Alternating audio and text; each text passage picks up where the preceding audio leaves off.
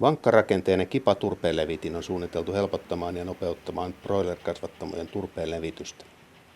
Esimerkiksi 2004 kasvattamon turpeistaminen hoituu kipalla noin 2 tunnissa.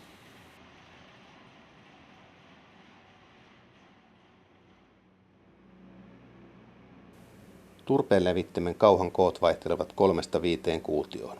Kauhan kiinnitys ja sovitteet on valittavissa konekohtaisesti.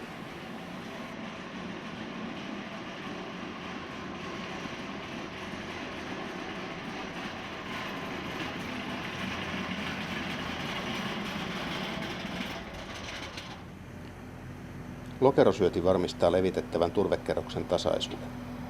Ajonopeutta säätelemällä kerroksen paksuus vaihtelee 30 senttiä.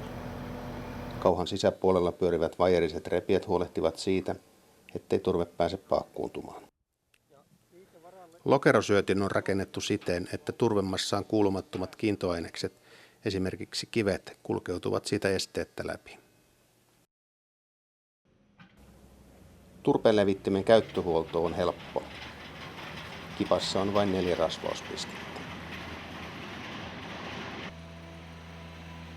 Kasvattamojen reunojen turpeistamiseen kipa on kehittänyt hydraulitoimisen lautaslevittimen.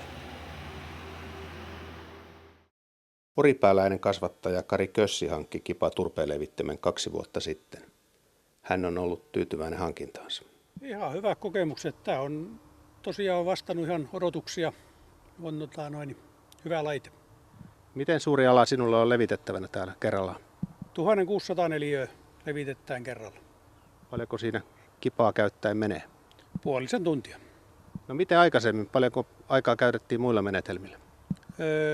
4 kertaa enemmän. Eli noin vastaava alan levittäminen kesti noin 2 tuntia. Kyllä. No minkälaisia muita kokemuksia? Onko tullut mitään yllätyksiä matkalla vastaan? Onko tasainen kerros, kun koneen kanssa hallilattia edestakas ajelee?